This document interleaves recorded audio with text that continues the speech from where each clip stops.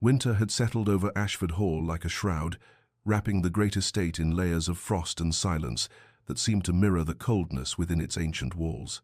Lady Charlotte Ashford, Marchioness of Thornwick, stood at the window of her vast bedchamber, her breath forming ghostly patterns on the glass as she gazed out at gardens gone skeletal and grey.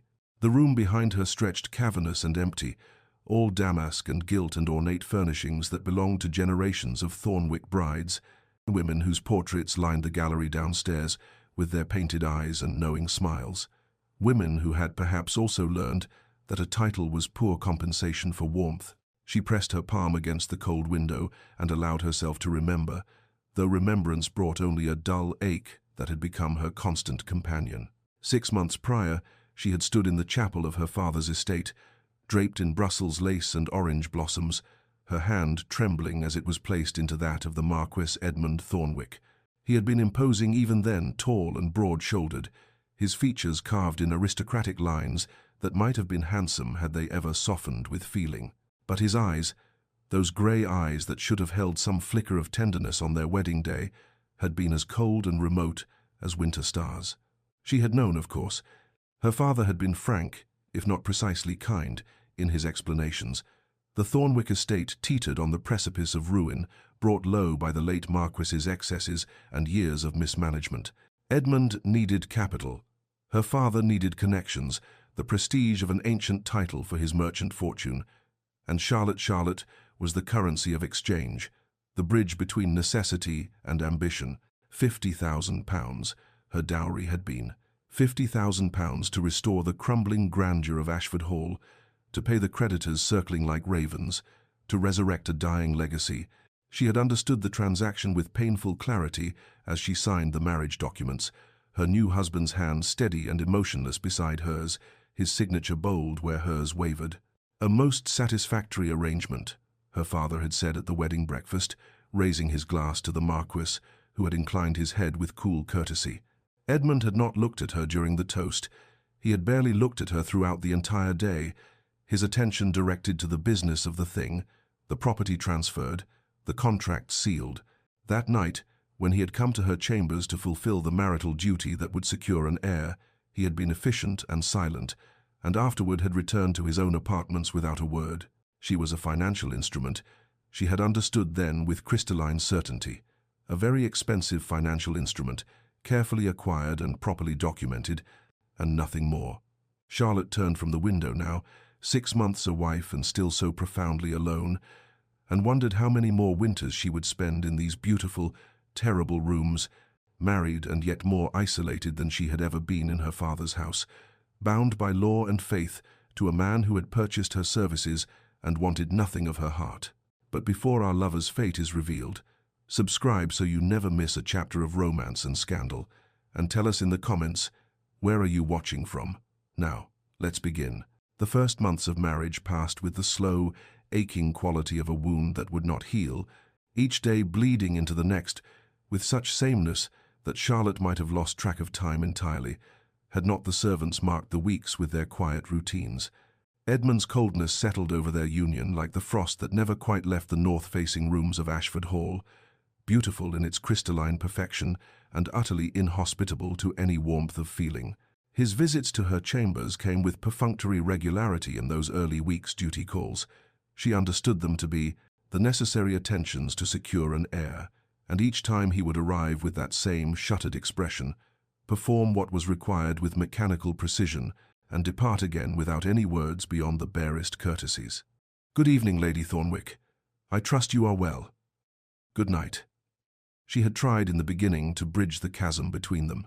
At dinners in the vast dining room where they sat at opposite ends of a table that could seat 30, she would venture topics of conversation: the weather, the estate, books she had read, questions about his childhood, or his preferences, or his thoughts on anything at all.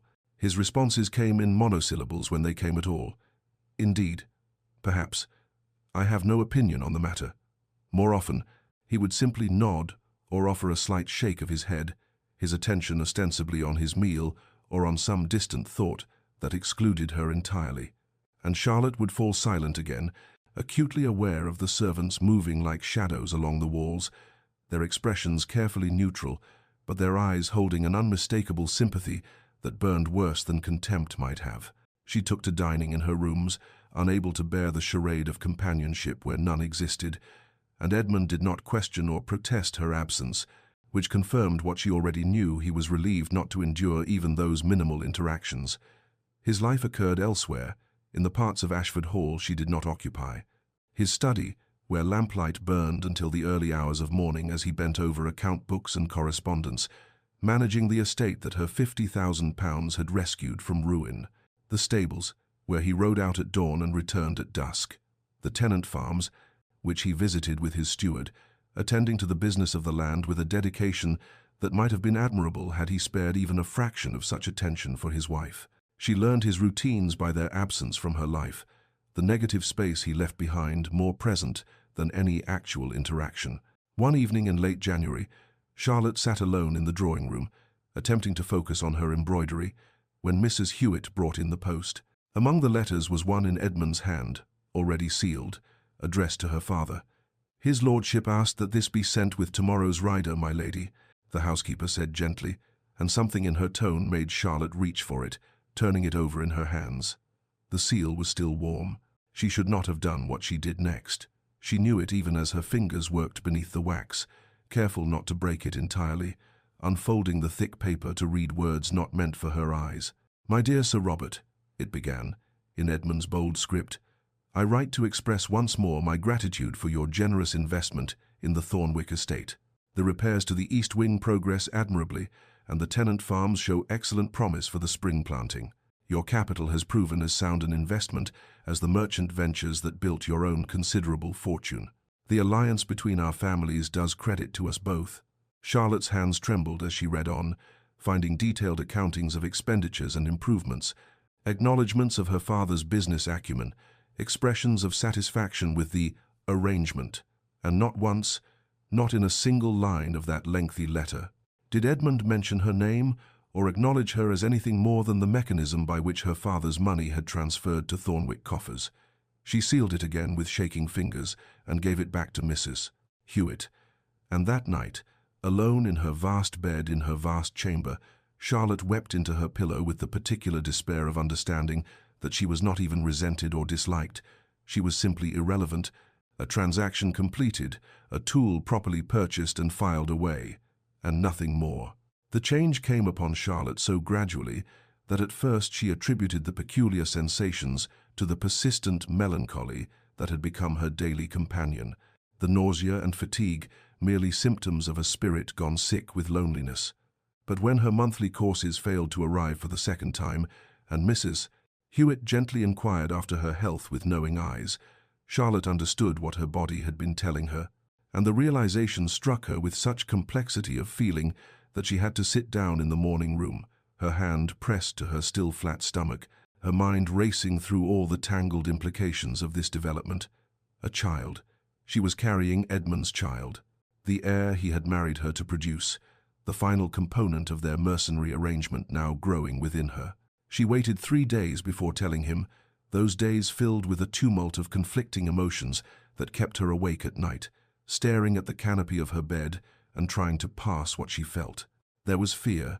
Certainly she had heard the stories whispered among women, the dangers of childbed, the agony of labor, and now her own body would become the vessel for that ancient trial.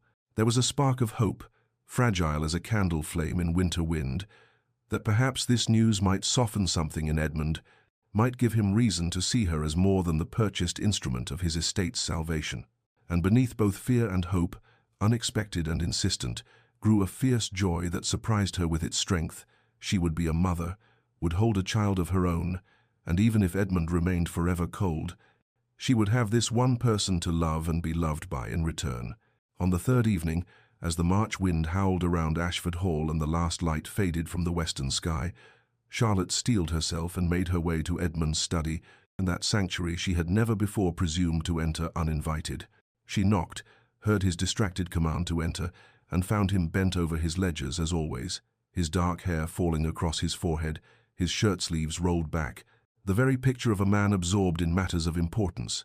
He looked up at her entrance, surprise flickering across his features, She so rarely sought him out, and then he rose, formal as ever, waiting for her to speak. "My lord," she began, her voice steadier than she felt, her hands clasped before her to still their trembling. "I have news that I believe will be of interest to you. I am with child." The physician confirmed it this morning. She watched his face as she spoke, hungry for any sign of warmth, any crack in that impenetrable reserve, and saw only a moment of stillness before his expression shifted into something she could not quite read. Not joy, certainly, but perhaps satisfaction. The look of a man whose investment had proven sound. "An heir," he said, his voice measured and even, as if she had reported a successful harvest or a favorable settlement. "Good, that is." He paused, seeming to search for words, and then finished with devastating formality. "That is satisfactory, Lady Thornwick." He did not ask after her well-being, did not inquire about her health or her fears, and did not cross the space between them to take her hand or offer any gesture of shared feeling toward this child they had created. He simply inclined his head, that small acknowledgement of information received, and Charlotte felt something inside her chest crack and crumble, that fragile hope extinguishing as quickly as it had kindled. She managed a curtsy, and managed words she could not later recall, and retreated from his study with whatever dignity she could gather, making her way back to her chambers through corridors that had never seemed so long or so empty. Only when her door was closed and locked behind her, only when she was certain no servant would hear, did Charlotte sink onto her bed and weep with the particular desolation of understanding that even this, even the child they had made together, would not bridge the frozen waste between them.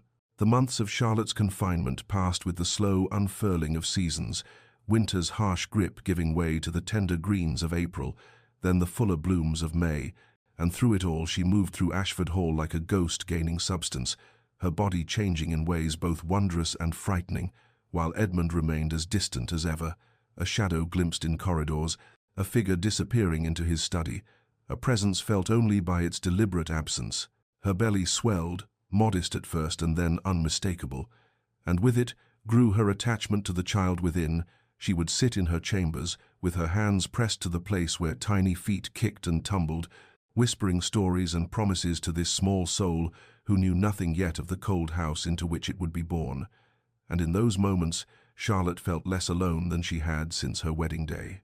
The gardens became her refuge as spring warmed into summer, the walking paths where she could escape the pitying glances of servants and the suffocating silence of empty rooms, and she traced the same circuits day after day, her pace slowing as her burden grew heavier, watching the roses bloom and fade, the lavender come into its purple glory, the whole estate showing more life and warmth than its master's heart. She wrote letters to her sister Amelia, long missives that tried and failed to capture the peculiar sorrow of her situation.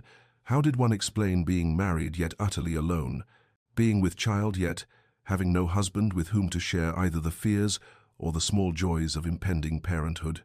And Amelia's responses, full of concern and love, only emphasized how far Charlotte was from anyone who truly knew her. Mrs. Hewitt became the single source of human warmth in Charlotte's days, the housekeeper whose brisk efficiency masked a motherly concern, who brought her tea without asking, and sat with her on difficult mornings when the sickness was particularly bad, who spoke to her of commonplace things that made Charlotte feel human rather than merely ornamental, who once, daringly, took Charlotte's hand and said, "His lordship is not an easy man, my lady, but he is not unkind, only wounded, I think, in ways that make him forget how to be soft." And though Charlotte appreciated the attempt at comfort, she could not quite believe it. What she did not see, could not know, were the moments when Edmund stood at the windows of his study or his chambers, watching her walk the gardens below, his expression unguarded in those private moments, something flickering across his features that might have been longing or regret or some emotion he himself could not have named. She did not see how his gaze would follow her slight figure, how his hand would press against the glass as if he might reach through it to steady her when she paused to rest, how he would stand there long after she had gone inside, staring at the empty path she had walked, before turning sharply away and burying himself once more in ledgers and correspondence, in anything that might distract him from the ache that grew larger with each passing week. Charlotte only knew that she was alone, that she carried their child in solitude, and that whatever small hope she had harbored that pregnancy might bridge the chasm between them had proven as insubstantial as morning mist, burned away by the cold sun of Edmund's continued indifference. Edmund Thornwick had learned the architecture of emotional distance at his father's knee, though not through instruction, but through bitter observation, watching the late Marquis drink and gamble and womanize his way through the family fortune with the single-minded dedication of a man determined to destroy everything his ancestors had built. And Edmund had been 17 when his mother died, not of any illness the physicians could name, but simply of heartbreak, of the accumulated weight of humiliations endured and hopes extinguished. And as he stood at her graveside in the rain, he had made a vow that felt like iron settling into his bones. He would never be his father, would never allow passion or sentiment or the weakness of feeling to compromise duty, would restore what had been squandered, and would do it through discipline and cold practicality, through the absolute subjugation of anything so unreliable as the heart. The mercenary marriage had been, in his assessment, not merely practical but honorable. In its very honesty, he had needed capital to save the estate from complete ruin. Charlotte's father had wanted a title for his daughter, and Edmund had been scrupulously clear about the nature of the arrangement. No false promises of affection, no performance of feelings he had trained himself not to possess, just a straightforward transaction that served both parties' interests.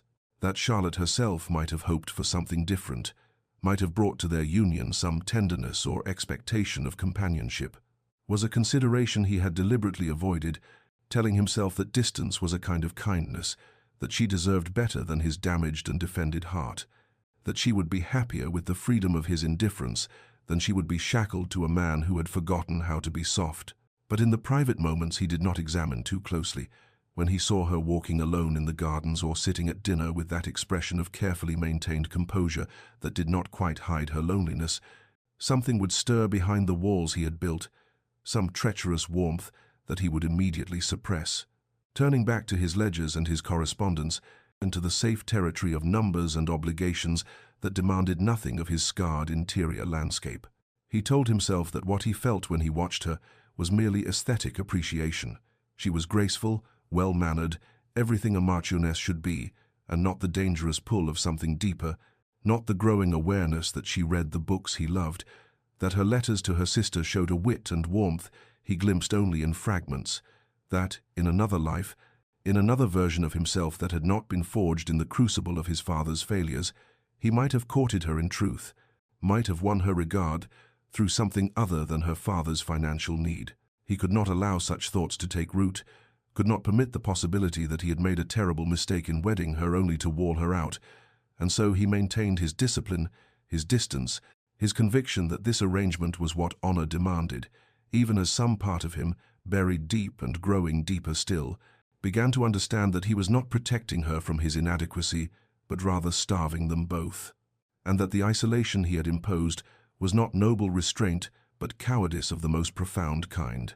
Charlotte began, without quite knowing why, to leave traces of herself in the library, small markers of her interior life that she told herself were meaningless, even as she carefully placed each volume she had finished reading on the mahogany side table near the window, passages marked with slips of paper where words had moved her, a poem about loneliness, an essay on the courage required for hope, a novel's meditation on the distance between two people who share a bed but not a heart.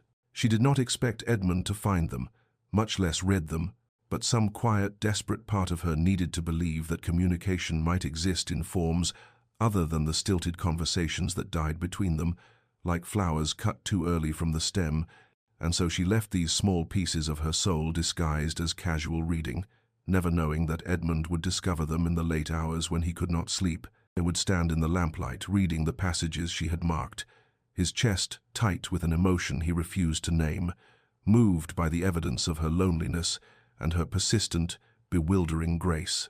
What Charlotte did notice, as June warmed into July, were small changes in the household that seemed unconnected to anything she had requested. The kitchen began serving ginger tea at breakfast without her asking, precisely the thing that most eased the sickness that still plagued her mornings, and the menus shifted to include bland foods that settled more easily in her uncertain stomach. Though when she thanked Mrs. Hewitt for the consideration, the housekeeper only smiled and said, "His lordship is most particular about your comfort, my lady," words Charlotte could not quite reconcile with the husband who barely spoke to her. The gardens too began to transform in ways she attributed to the gardener's initiative. The beds near her favorite walking paths, suddenly full of the white roses and pale lavender she loved most, the bench beneath the oak tree, repaired and fitted with new cushions in fabric that matched her favorite shawl. And she would sit there in the afternoons feeling inexplicably less alone, not understanding that Edmund watched from his study window as these small gifts were arranged, that he consulted with servants about her preferences and her needs, that he orchestrated these silent offerings with the same attention he gave to estate management, pouring into wordless gestures what he could not permit himself to speak. She thought the household staff had simply grown fond of her, had taken pity on the lonely Marchioness, and decided to ease her isolation with small kindnesses, and she was grateful for it, even as she wished desperately that such consideration might come from her husband, never knowing that every careful attention, every comfort, every evidence of her preferences being observed and honored came directly from Edmund's instruction, from his growing and terrifying awareness that he cared deeply about her well-being, that her happiness had become essential to him in ways that threatened the careful architecture of his defended heart. They remained strangers in all the ways that mattered, he in his study and she in her chambers or the gardens, their paths crossing rarely and their conversations limited to the barest courtesies, and yet in this strange silent language of marked books and ginger tea, of white roses and cushioned benches, something flowed between them that neither acknowledged, a current of care and longing that ran beneath the frozen surface of their marriage, like water under winter ice, unspoken and therefore unreal, present but unacknowledged, the foundation of something that might have been love if either of them had possessed the courage to break the silence and name it true. August arrived heavy and breathless, the air thick with heat that seemed to press down upon Ashford Hall like a weight, and Charlotte's pregnancy advanced into its final stage with a difficulty that became impossible to ignore. Her ankles swelling despite Mrs. Hewitt's ministrations, her face taking on a pallor that no amount of rest seemed to ease, her movements growing labored and careful as though she carried something far more fragile than life itself. Dr. Westfield's visits, once monthly, became weekly and then twice weekly, his leather bag a harbinger of concern that he tried to mask behind professional courtesy, but Charlotte would sometimes catch fragments of his conversations with Edmund in the corridor outside her sitting room, words not meant for her ears but carried nevertheless on the summer air. Narrow hips for a first child, and delicate constitution, and, most terrifying of all, substantial risk, my lord. We must prepare for the possibility of complications. Edmund heard these pronouncements with a calm expression that cost him everything to maintain, nodding gravely as the doctor outlined precautions and preparations, discussing the arrangement of the birthing chamber with the detachment of a general planning, a military campaign.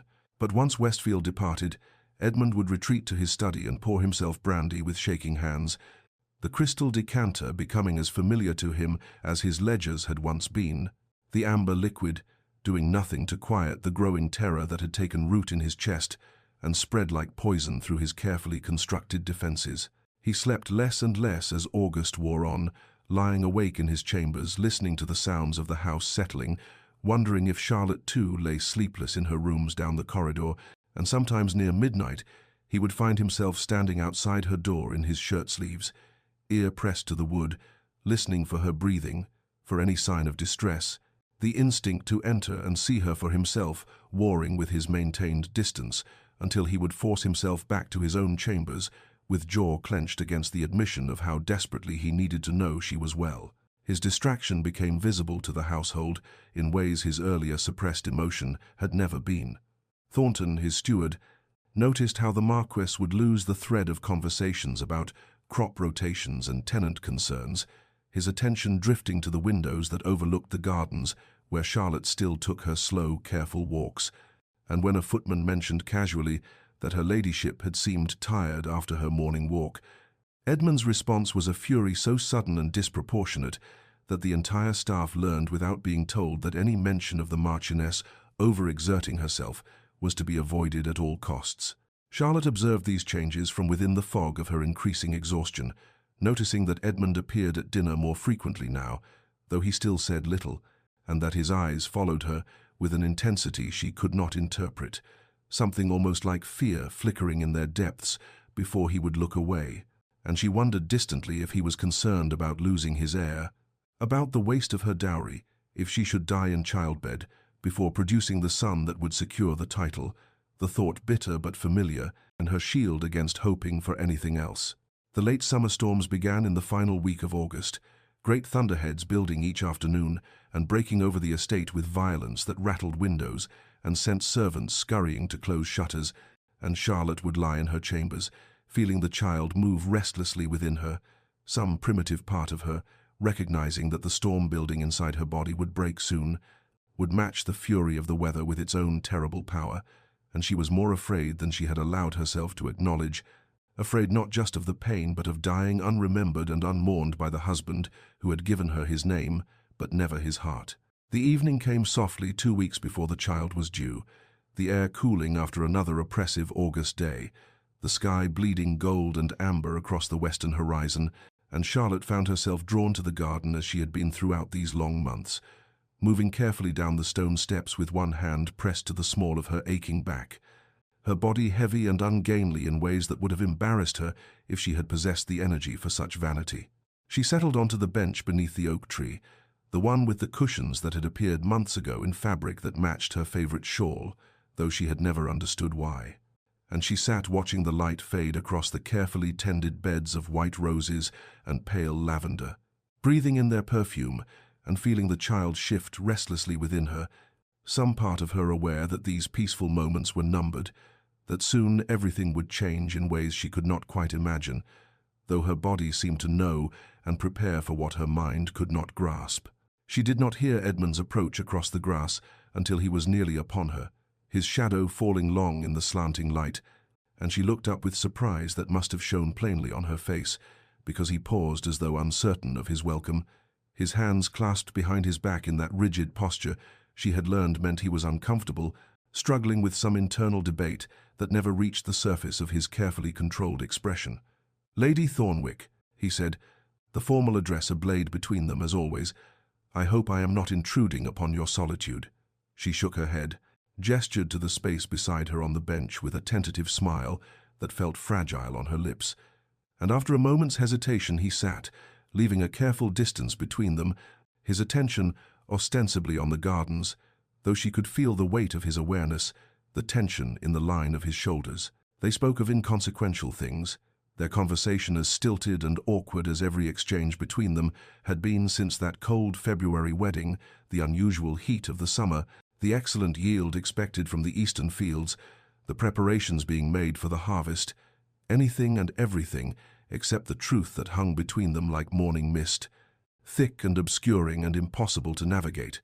Charlotte found herself studying his profile in the fading light, the strong line of his jaw, the shadows beneath his eyes that spoke of sleepless nights she had not known he suffered, and she felt a sudden, desperate longing to bridge the distance between them, to ask him if he ever felt the terrible loneliness that haunted her days, to confess that she had somehow fallen in love with her husband despite his coldness, or perhaps because of the small kindnesses she had noticed and attributed to everyone but him.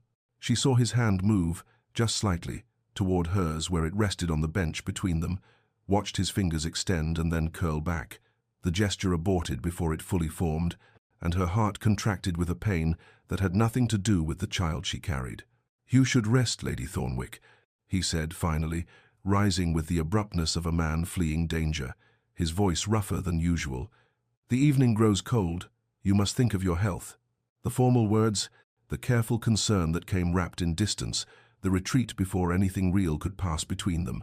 It was their pattern, familiar and suffocating, and Charlotte nodded because what else could she do, watching as he bowed slightly and turned away, walking back toward the house with measured steps that suggested control but not peace. What she could not see, because her eyes had dropped to her folded hands and the tears she would not let fall, was that Edmund stopped just beyond the hedge, out of her sight, and stood there with his head bowed and his hand pressed to his chest, as though he could physically hold together the pieces of himself that threatened to break apart, standing there until full darkness fell, and he was certain she had gone inside, his lips moving in silent words that might have been prayers or curses or simply her name, repeated like an incantation against the terror that grew with each passing day. The storm broke on the 11th night of September, 3 weeks before Charlotte's time, arriving with a fury that seemed torn from some ancient prophecy of doom, wind howling around the corners of Ashford Hall like the keening of mourners, rain lashing the windows with such violence that the glass rattled in its frames, and servants whispered prayers as they lit extra candles against the unnatural darkness. Charlotte woke near midnight to pain, not the vague discomfort that had plagued her recent days, but something sharp and wrong, a tearing sensation low in her belly that doubled her over in the great bed, her gasp lost in a crack of thunder that shook the very foundations of the house, and she reached for the bell pull with trembling hands, managing to ring it twice before another wave of agony stole her breath and left her clinging to the bedpost with white knuckles. Mrs. Hewitt arrived within minutes, took one look at Charlotte's face and the way she held herself, and sent a maid running for the midwife and another for Dr. Westfield, her own expression settling into the grim competence of a woman who had seen enough births to recognize when nature had turned adversary rather than ally, and she helped Charlotte into the birthing chair that had been prepared weeks ago, murmuring reassurances that sounded hollow against Charlotte's whimpers of pain. The midwife came within the hour, her bag of instruments and herbs clutched against the storm, and her examination brought a tightness to her mouth that she tried to hide but could not, her hands pressing Charlotte's belly with increasing concern before she looked at Mrs. Hewitt with eyes that communicated something terrible in the language women share when men's lives hang in the balance. Edmund was in his study when Thornton found him, had been sitting in the dark watching the storm and drinking brandy he did not taste, some premonition having kept him wakeful and restless, and when his steward's white face appeared in the doorway with the words, "Her ladyship's time has come, my lord. Dr. Westfield has been summoned." He was on his feet and moving before thought could catch up to instinct, taking the stairs 2 at a time toward the family wing, where already he could hear sounds that turned his blood to ice. Hours passed, measured in Charlotte's screams that echoed through the corridors despite the storm's competition, sounds of agony that stripped away every pretense of civilization and left only animal suffering, primal and terrible, and Edmund paced the hallway outside her chambers like a caged beast, his hands clenched so tightly his nails drew blood from his palms, his mind capable of nothing but prayer and bargaining, and a terror so absolute it left no room for the careful control he had maintained his entire adult life. Dr. Westfield arrived near 3 in the morning, soaked through and grim-faced, disappearing into Charlotte's chambers with barely a glance at Edmund, and the sounds from within changed, became more urgent, the midwife's voice sharp with command, Charlotte's cries reaching a pitch that suggested something beyond pain, beyond endurance, and Edmund found himself on his knees without knowing how he had gotten there, his forehead pressed to the wall, his lips moving in desperate litanies to a god he had not addressed since his mother's funeral. Near dawn, as grey light began to penetrate the storm's fury, Dr. Westfield emerged, his shirt sleeves rolled up and spattered with blood, his face haggard and ancient, and Edmund staggered to his feet as the doctor spoke words that shattered what remained of Edmund's world. "My lord, it is very grave. The child is turned wrong, and her ladyship, the bleeding, I must tell you plainly, we are losing her." The words hung in the air between them like an executioner's blade, and Edmund heard them as though from a great distance, his mind refusing at first to comprehend what Dr. Westfield was asking, what terrible choice was being laid at his feet like a sacrifice demanded by ancient and pitiless gods. "You must choose, Lord Thornwick," the doctor repeated, his voice hoarse with exhaustion and something that might have been pity. "We can save the child or save your wife, but likely not both. The bleeding is too severe and her strength is failing. Every moment we delay is a moment lost. You must tell me now the heir or the mother." And Edmund heard himself speaking before thought could intervene, before duty or obligation or the weight of generations could impose their tyranny upon his tongue, the words erupting from some place deeper than reason or breeding, or the careful control he had maintained all his life. "My wife," he said, his voice breaking on the words, raw and desperate and stripped of every artifice. "Save my wife. Damn the heir. Damn the title. Damn everything. Save Charlotte." He spoke her given name for the first time since their wedding vows, and it felt like shattering glass, like breaking chains, like the walls he had built around his heart crumbling to dust, and Dr. Westfield nodded once, sharply, and disappeared back into the chamber, where Charlotte's screams had given way to an ominous silence that terrified Edmund more than any sound could have done. He stood alone in the corridor as the grey dawn light crept through the windows, the storm outside diminishing to sullen rain, and he found he could not remain there, could not stand still while they fought to save her inside, could not bear the weight of what he had nearly lost without ever possessing, and his feet carried him through the silent house to the chapel, that small stone room where generations of Thornwicks had prayed and married and mourned, where he himself had stood beside Charlotte 6 months ago and promised things he had never intended to give. He fell to his knees before the altar, his carefully pressed trousers soaking up water from his storm-drenched clothes, and he who had not truly prayed since childhood found himself bargaining with a God he was not certain existed, the words pouring out in a torrent of desperation. Take anything, take everything, my fortune, my estates, my life if you require it, my sight, my limbs, my blood. Only let her live. Please God, let her live. I have been a fool, such a fool. I have been cruel and cold, and I locked my heart away as though feeling nothing was strength when it was only cowardice. She deserved love, and I gave her isolation. She deserved tenderness, and I gave her formality. She is dying, never knowing that I... His voice broke completely, dissolved into sobs that shook his entire frame, and he pressed his forehead to the cold stone floor. His hands clenched so tightly he could feel his bones grinding together. "Let me have the chance," he whispered into the darkness. "Let me have the chance to love her as she deserves. Let me tell her. Let me show her. I will spend every day of whatever life remains to me making amends for these wasted months. Only please, please, do not take her from me. Before I can tell her, she has been the center of my world, even when I pretended she was not. That I loved her even as I held myself apart. That she made me want to be better than the broken thing my father's sins created." Edmund emerged from the chapel as the grey dawn light spread across the eastern sky, his face ravaged and pale, his eyes red-rimmed from weeping and from the kind of prayer that strips a man to his essence, and he walked back through the silent corridors of Ashford Hall, like a ghost haunting the ruins of his own life, arriving at Charlotte's chambers to find the door still closed, ominous and impenetrable as a tomb. He pressed his hand against the wood, feeling the grain beneath his palm, and he could hear movement within, urgent voices speaking in tones too low to decipher, and beneath it all, a sound that had been constant through the night, but which he now realized had diminished Charlotte's cries of agony, which had torn at his soul with every utterance, had grown weaker, softer, fading like light at the end of day. He sank down with his back against the door, his legs finally refusing to hold him, and he watched as the household began to stir with the morning, servants passing with averted eyes and tear-stained faces, their grief already worn openly, as though the outcome was decided, as though death had already claimed its prize, and only the formality of announcement remained. Mrs.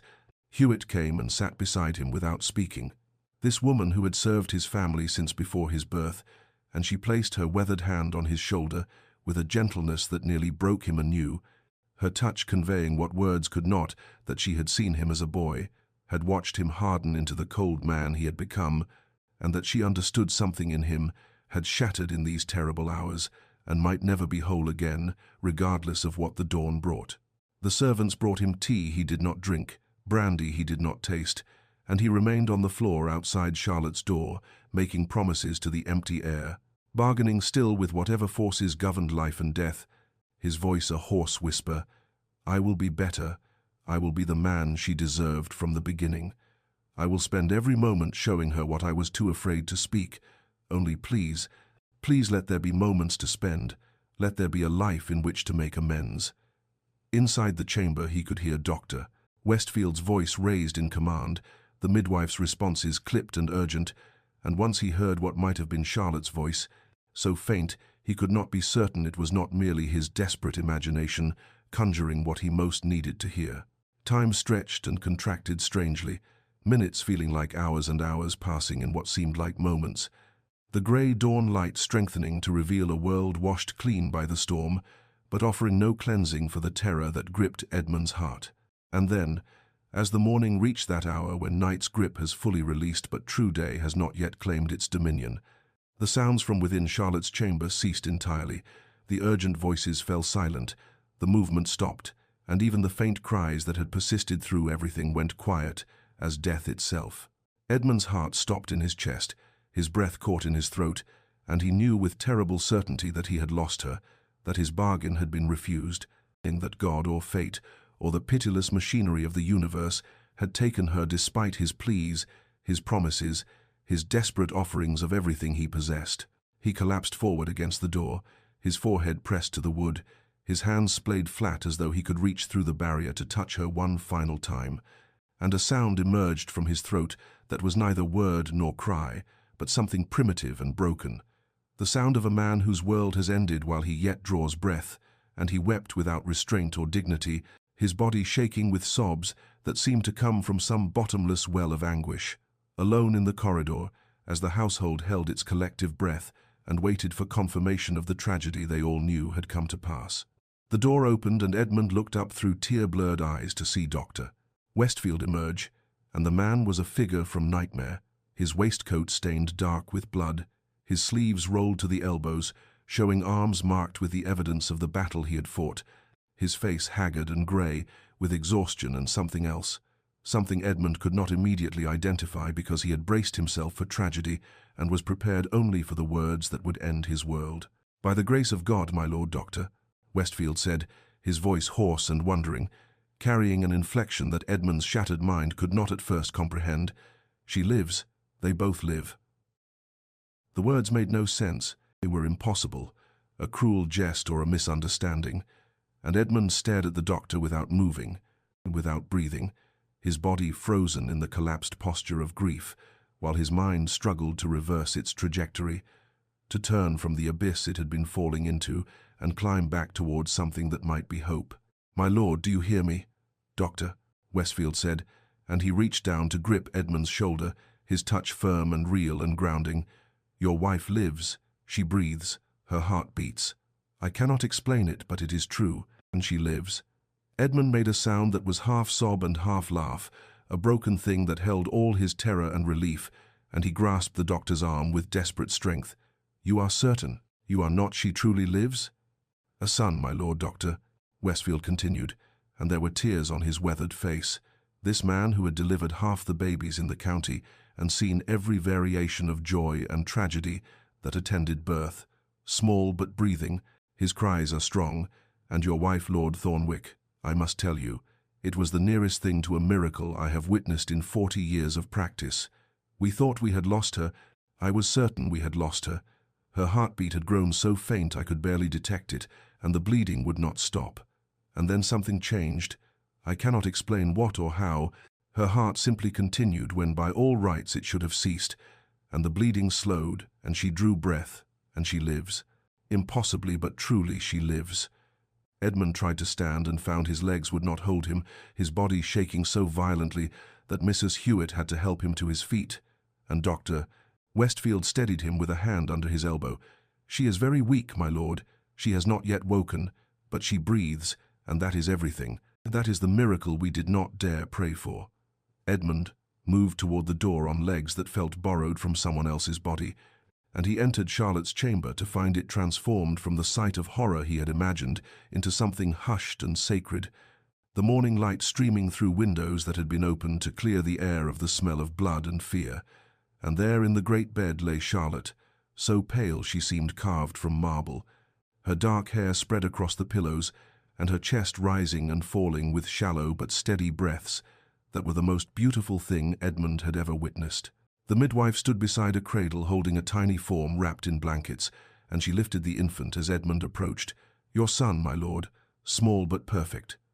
Edmund looked down at the child, at the miniature face and the small fists, and he felt a surge of love and gratitude, but it was nothing compared to what he felt as he turned back to Charlotte's still form and sank to his knees beside the bed, taking her hand in both of his and pressing it to his lips, to his forehead, his tears falling onto her pale fingers as he whispered brokenly, "Thank you, thank you, thank God, Charlotte, My Charlotte, thank you for living, for breathing, for being here still. Charlotte woke from darkness as one surfaces from the depths of a fathomless ocean, slowly and with great effort, her consciousness returning in fragments that did not immediately cohere into understanding, and the first thing she became aware of was pain, not the tearing agony that had consumed her in those final remembered moments, but a deep, pervasive ache that spoke of violence done to her body, and the second thing was warmth, a pressure around her hand that felt human and solid and real. She opened her eyes with difficulty, her lids heavy as though weighted with stones, and the chamber swam into view in the soft light of late afternoon, the familiar dimensions of her rooms rendered strange by her altered perspective and by the presence that should not have been there. Edmund, asleep in the chair beside her bed, his head bowed forward and his hand clasping hers with a tenderness she had never known from him, and he was disheveled beyond recognition, his face shadowed with days of beard growth, his clothes rumpled and stained, his appearance so far removed from his usual immaculate presentation that she wondered if she was dreaming or if this was some fever vision born of her ordeal. She tried to speak and managed only a whisper, her throat raw and parched. "Edmund?" And the sound was enough to wake him, his head jerking up and his eyes opening to reveal such devastation in their depths that she drew back slightly in confusion, and then his expression transformed as he registered that she was awake, that she was looking at him, and what crossed his face was naked relief and love so profound that it seemed to illuminate him from within, no attempt to mask it or retreat behind the cold facade she had come to expect, and he brought her hand to his lips and pressed kisses to her fingers, her palm, her wrist, his tears falling hot against her skin. "Charlotte," he breathed, and her name in his mouth was a prayer and a thanksgiving. Forgive me, for all of it, forgive me." And she stared at him in bewilderment, her mind still foggy and struggling to comprehend this transformation, this man who looked like her husband, but whose every gesture spoke of emotions she had believed him incapable of feeling.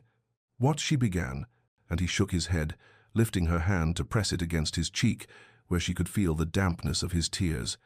"You almost died, Charlotte. You were dying, and I stood outside that door knowing I had wasted every moment we had been given, knowing you would slip away, never understanding that you had become everything to me." She tried to make sense of his words, to reconcile them with the cold, distant man who had barely acknowledged her existence for the entirety of their marriage. "I do not understand," she whispered, and he made a broken sound that might have been a laugh or a sob. "I nearly lost you. I nearly lost you, and you never knew. You lived in this house for months, never knowing that I loved you, that I had fallen in love with my wife somewhere between duty and denial, that every moment of distance was cowardice masquerading as honor." "Mrs." Hewitt entered then, carrying a tiny bundle, and Charlotte's confusion deepened until the housekeeper placed the infant in her arms, and she looked down at the small face, the miniature perfection of her son, and felt a surge of wonder so complete that tears spilled down her cheeks. "My baby," she whispered. "Our baby. He lives?" And Edmund nodded, his hand coming to rest gently on the child's head, his touch reverent and careful. "He lives. You both live. By grace or miracle or answered prayer, you both live. And Charlotte, I swear to you, I will spend the rest of my days ensuring you know with certainty what I was too much a fool to speak before now." Too much. Edmund drew a shaking breath and knew the moment had come to speak the truth. He had buried so deeply, he had almost convinced himself it did not exist, and he lifted his eyes to meet Charlotte's confused gaze, seeing in her exhaustion and bewilderment how little she understood of what had transpired in his heart during the months of their marriage, and the words came haltingly at first, broken by emotion he had spent a lifetime learning to suppress. "I must tell you everything, Charlotte. I must confess what manner of man you married, and what manner of coward has shared your home these long months." And he pressed her hand between both of his, as though she might anchor him through what he must say. "My father destroyed our family through his inability to master his passions. He squandered a fortune on mistresses and gaming tables, while my mother wasted away from grief, and I watched her die by inches, knowing that love had been the weapon that killed her, that her heart had been both her glory and her ruin," Edmund continued, his voice rough with the shame of old wounds. "And I vowed I would never permit emotion to compromise duty, never allow feeling to cloud judgment. I would be everything my father was not controlled, rational, a proper steward of what remained of our legacy. And Charlotte's expression shifted as understanding began to dawn, her free hand moving to touch his cheek with a gentleness he did not deserve. When I married you, it was a transaction. I will not insult you by pretending otherwise. Your dowry saved Ashford Hall, and I gave you a title in exchange. And I told myself this was honorable, that a marriage of clear terms and no false promises was better than pretty lies. That you would accept the bargain and build a life within its constraints, he said, and the words tasted bitter with their cruelty. But somewhere in those silent months, something changed in me, though I refused to acknowledge it. I would see you at breakfast and wonder what thoughts moved behind your eyes. I would hear your footsteps in the gallery and find myself listening for them. I would watch you walk in the gardens and feel something shift in my chest that I had no name for because I had forbidden myself the vocabulary of such things.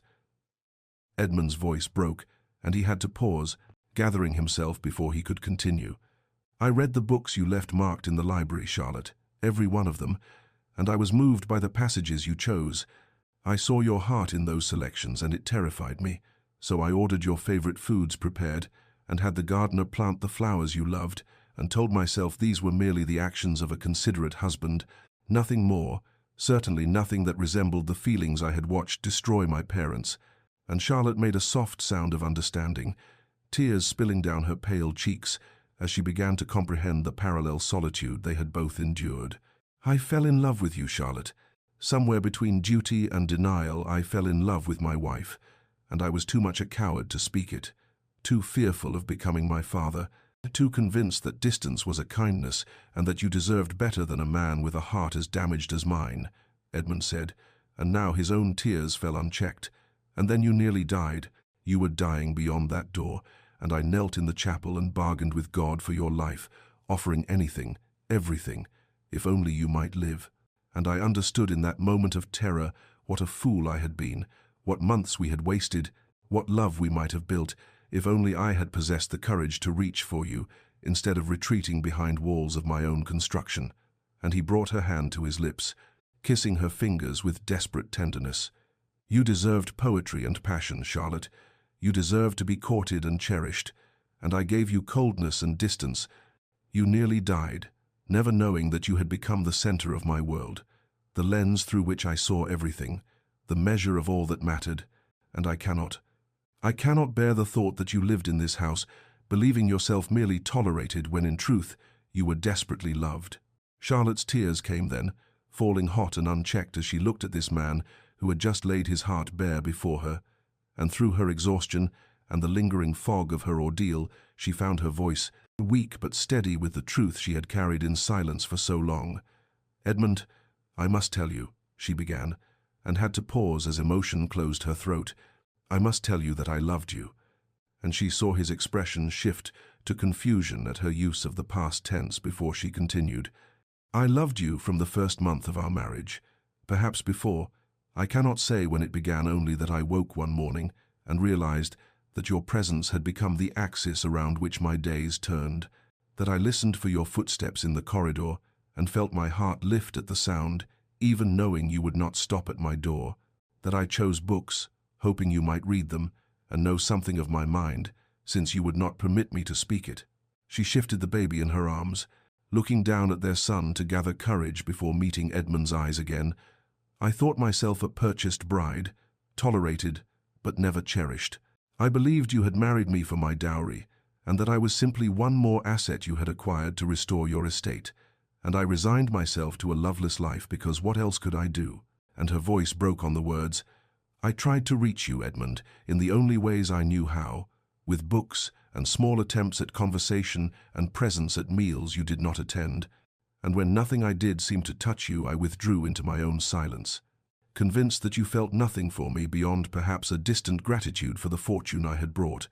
Edmund made a sound of anguish and would have spoken, but she shook her head, needing to finish what she had begun.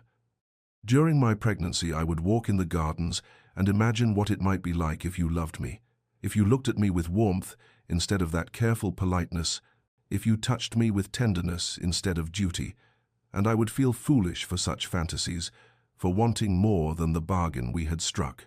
And she reached out with her free hand to touch his face, feeling the roughness of his unshaven jaw beneath her fingers. "And now you tell me that all those months we were both longing in parallel, both loving in silence, both convinced the other felt nothing. And Edmund, it is tragic. It is terribly tragic that we wasted so much time, but it is also," and here her tears turned to something brighter, "it is also wondrous that we have this chance now, that I did not die never knowing you loved me, that our son will grow up in a house where his parents cherish one another rather than endure one another." Edmund caught her hand and pressed it to his lips, his tears wetting her palm, and when he spoke his voice was raw with emotion and with promise. "Never again, Charlotte. Never again will you doubt. I will spend every remaining day ensuring you know with certainty that you are loved beyond measure, beyond reason, beyond anything I knew myself capable of feeling." And he leaned forward carefully, mindful of her weakness and the infant in her arms, and kissed her with a tenderness that held all the reverence of a man who has been granted a miracle he did not deserve, their first real kiss-tasting of salt and redemption, and the beginning of something that should have begun months before, but was no less precious for its delay. And in that moment the baby stirred and let out a small cry that broke them apart, and they looked at each other and began to laugh. Softly at first, and then with real joy, the first genuine shared happiness of their marriage, blooming in the aftermath of near tragedy, like flowers forcing their way through scorched earth. The weeks that followed were a season of gradual healing, both of body and of heart, and Edmund became a constant presence in Charlotte's chambers in a way that would have been unthinkable in the cold months of their early marriage. He moved a chair beside her bed that first day after their confessions, insisting he would remain close in case she needed anything, and the chair became his place of residence. As Charlotte slowly regained her strength, and the pallor leaving her cheeks by degrees as September gave way to early October, he read to her from the novels she loved, his deep voice stumbling over the romantic passages that once he would have scorned but now rendered with careful attention, and he brought their son to her for nursing, learning to hold the tiny creature with a tenderness that seemed impossible from hands that had once touched her only with distant formality. The servants whispered in amazement at the transformation. Mrs. Hewitt dabbing her eyes when she saw the Marquis sleeping upright in the chair, his hand clasped around his wife's even in slumber, his vigil never wavering through the long nights when Charlotte's fever briefly returned or when she wept from exhaustion and the overwhelming nature of new motherhood. "Come to bed properly, Edmund," Charlotte said one evening when she had been awake and recovering for nearly a fortnight. "You cannot continue sleeping in that chair. You will do yourself an injury, and I find I sleep better when you are near."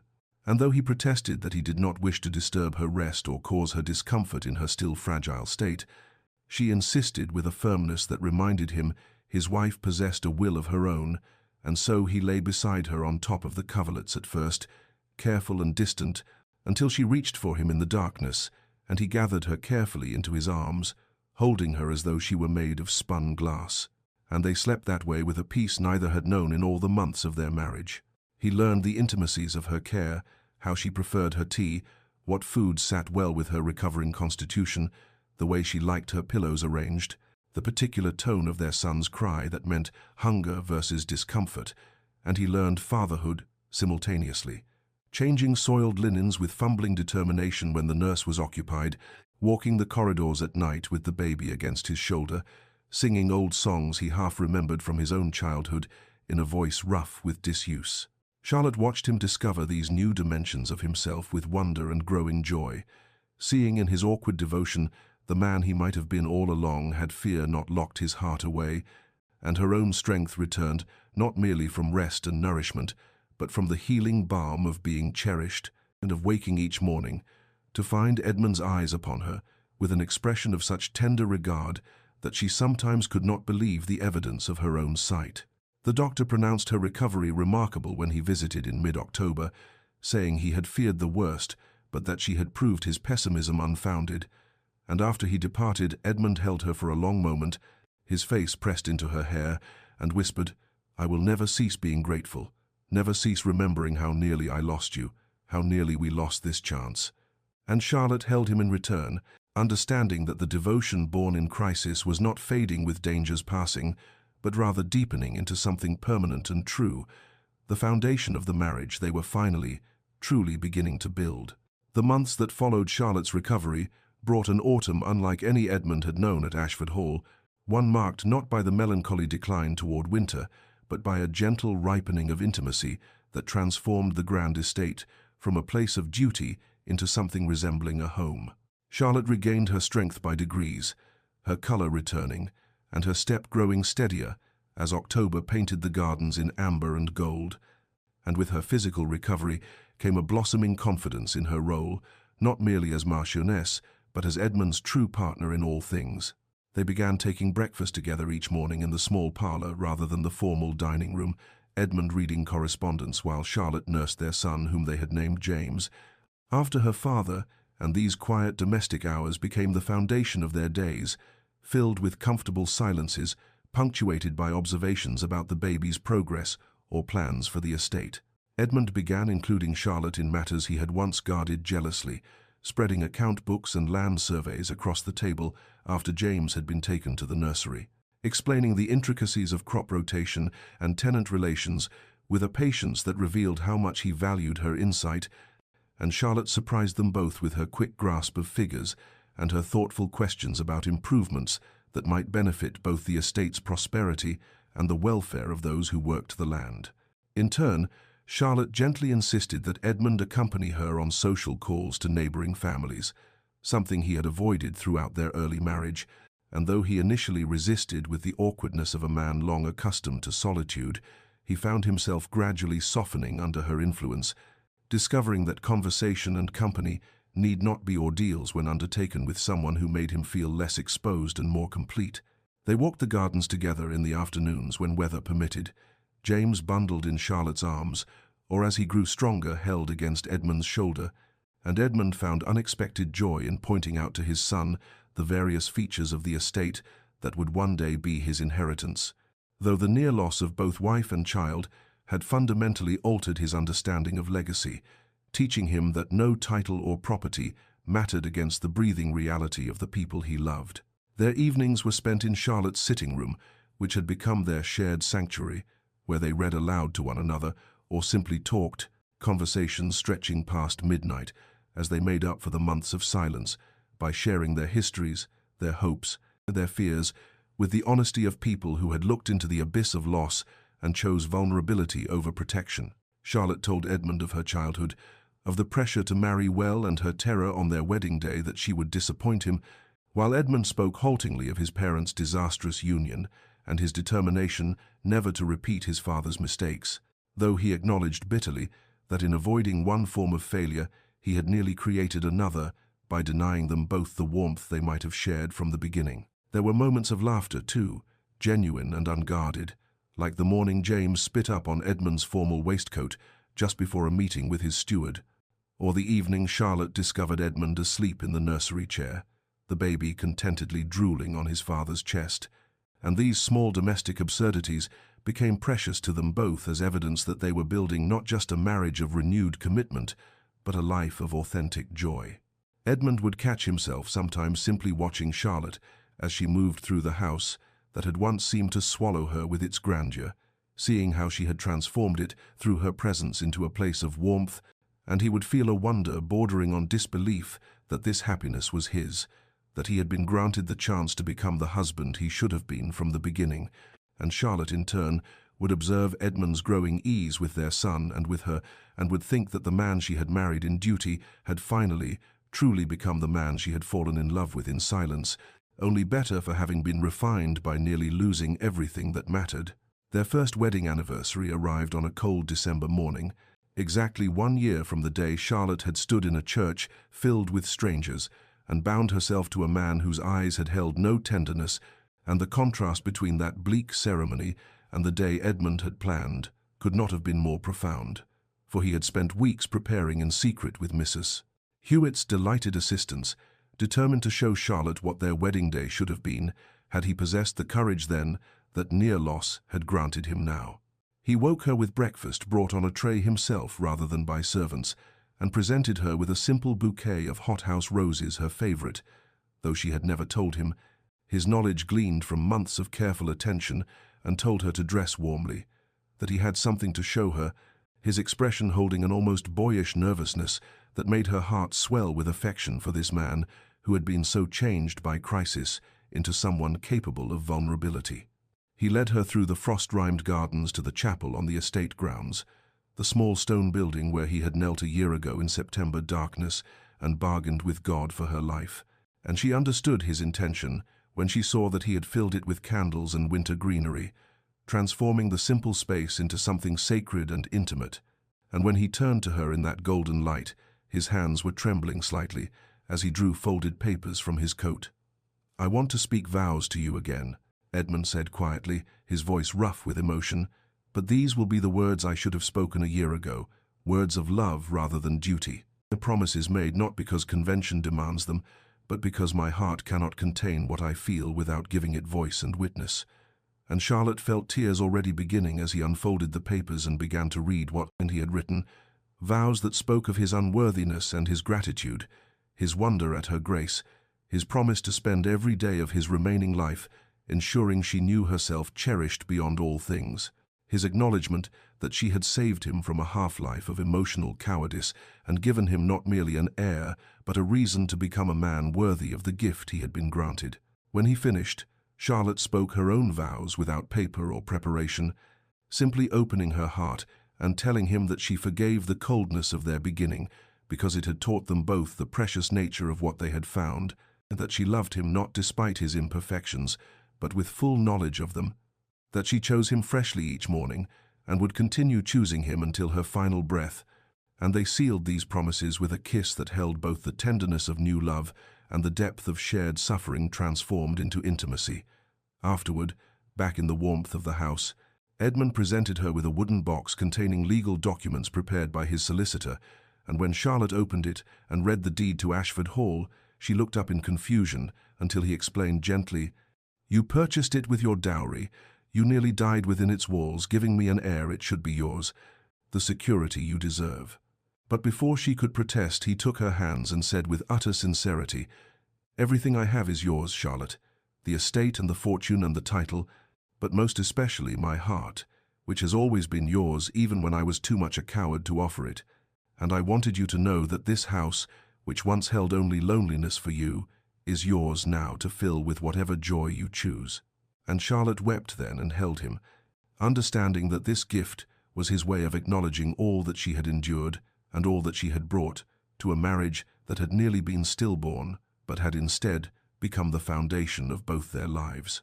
2 years passed with the swift gentleness of a river in summer, carrying Edmund and Charlotte further from the dark September night that had nearly ended their story before it truly began.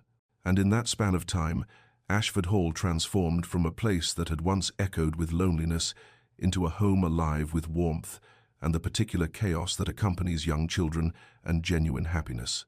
Charlotte was with child again, her condition evident in the soft swell beneath her morning dress as she sat in the refurbished drawing-room on an April afternoon. And though Edmund's anxiety had been pronounced when she first told him the news, his face draining of color as memory of blood and terror resurfaced unbidden, Charlotte had taken his face in her hands and promised him with calm certainty that this time would be different, that she was stronger now, and the doctor had assured them her body had recovered fully from the trauma of James's birth, and gradually Edmund's fear had been tempered by her confidence, though he remained vigilantly attentive to her every need and comfort. The house itself reflected the change that had come over its inhabitants, for where once the grand rooms had stood silent and formal, they now frequently filled with guests. Charlotte, having coaxed Edmund into hosting dinners and small house parties that brought neighbours and even a few carefully selected members of London society to witness the unlikely transformation of the Marquess of Thornwick from a cold, austere aristocrat into a man known throughout the county for his devotion to his wife and his surprising warmth when in her presence. Music echoed through halls that had known only silence, for Charlotte had engaged a music master and was learning the pianoforte with Edmund's encouragement, and on evenings when they had no guests, Edmund would sit near her as she practiced, James playing with wooden blocks at his father's feet, and these moments of domestic simplicity had become more precious to Edmund than any accomplishment of his former life. James himself was now walking that peculiar toddler stumble that was half-controlled fall, and Edmund had discovered in himself depths of paternal affection he had not known possible often ending his days with his son perched on his shoulders as they made a tour of the gardens before bedtime. Charlotte walking beside them, with her hand resting lightly on Edmund's arm, the picture of a family so complete that those who had known Edmund in his cold earlier incarnation could scarcely credit the change. On this particular afternoon, Charlotte watched from the drawing-room window as Edmund crouched in the garden with James, showing the boy something in the flower bed, a beetle or perhaps an early butterfly, and the patience and gentleness in his movements made her heart swell with the kind of contentment she had once believed impossible, and when Edmund looked up and caught her watching, he smiled with such open affection that she felt blessed beyond measure. That evening, after James had been delivered to the nursery and they sat together in the quiet of their private sitting room, Edmund drew Charlotte against his side and said softly, as though the thought had just occurred to him, though she suspected he had been carrying it for some time, "I thought I was saving the estate with your dowry, securing the future of a title and property that had been in my family for generations, fulfilling my duty as my father had failed to fulfill his." And he paused, his hand moving to rest gently on her rounded belly where their second child grew. "But I did not know, could not have imagined, that you would save me from a half-life of duty without joy, from the cold prison of my own making, from becoming the bitter shell of a man I was well on my way to being." And Charlotte turned to kiss him softly, thinking that they had both been saved that terrible night, both given the chance to become the people they were meant to be, together. 5 years passed like a blessing counted in seasons, and on a June morning when sunlight poured golden through the windows of Ashford Hall and the gardens beyond bloomed with roses that Charlotte herself had chosen, the house had become something neither Edmund nor Charlotte could have imagined in those dark early days of their marriage, a home alive with the particular music of children's laughter and the deep contentment of two people who had found each other almost too late and now treasured every ordinary moment as the gift it was. 3 children now, James at 5 years old, tall for his age and possessing his father's dark eyes though his temperament was sunnier, Catherine at 3, a sprite of a girl with Charlotte's fair colouring and a stubborn determination that delighted them both, and baby Thomas, just past his first year, who had arrived without the terror that had accompanied James's birth, Edmund weeping with relief when Charlotte had delivered him safely after only 6 hours of labour, and the doctor had proclaimed both mother and child perfectly well.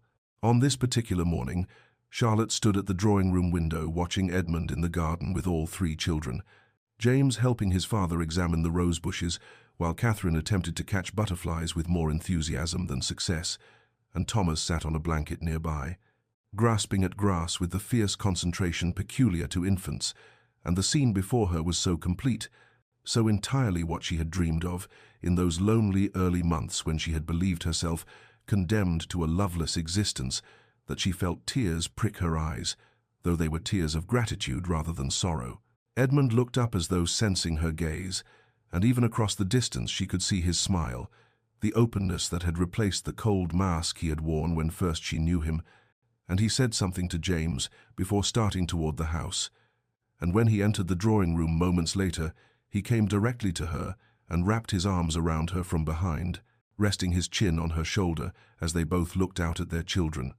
"Do you remember," Edmund said quietly, his breath warm against her ear, "that first year when I barely spoke to you, when I treated you as though you were merely a transaction recorded in a ledger rather than a woman who had given up everything familiar to become my wife?" And Charlotte nodded, for though the memory had lost its power to wound, it remained clear, and Edmund continued, "I have thought lately about the man I was then, how close I came to destroying both our lives through cowardice dressed as duty.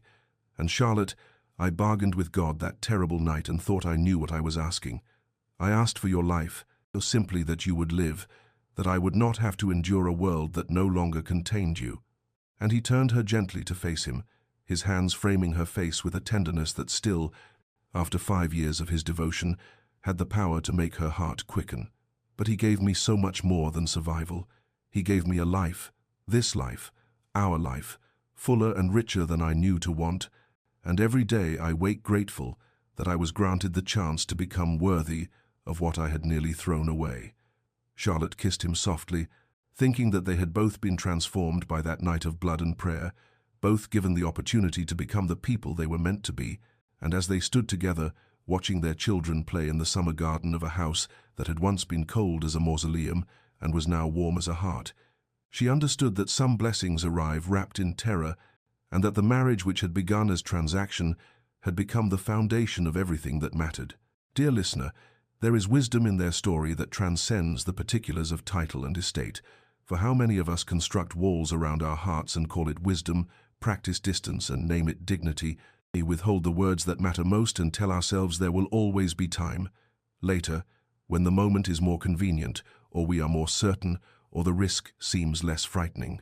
Edmund and Charlotte nearly lost everything because they allowed fear and pride to silence truth, and only when confronted with unbearable loss did Edmund find the courage to offer what he should have given freely from the beginning, his whole heart, vulnerable and undefended.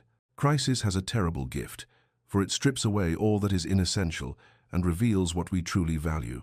But how much better to recognize those truths before tragedy forces the recognition, and to speak love while there is still easy time, to build intimacy through dailiness rather than having to resurrect it from the ashes of near loss. If you find yourself holding back words of affection or appreciation, waiting for a better moment or a worthier recipient or a braver version of yourself, remember Edmund kneeling in a chapel, bargaining for one more chance to love his wife as she deserved. And ask yourself what you are waiting for, what calamity you imagine must arrive before you allow yourself the vulnerability of truth. May you find the courage to offer your whole heart before crisis demands it. May you speak love in the ordinary moments rather than only in the extraordinary. And may you rest tonight in the peace that comes from knowing that those you treasure understand themselves treasured. For there is no tragedy quite like love unspoken until it is too late, and no grace quite like the daily choice to build connection rather than walls. Thank you for listening to this story, brought to you with hope that it might encourage one soul toward earlier courage, and may you find in your own life the transformation that Edmund and Charlotte discovered, not through perfection, but through the willingness to be known completely and to love without reservation. Sleep well, dear listener, and wake tomorrow ready to speak the truths your heart contains.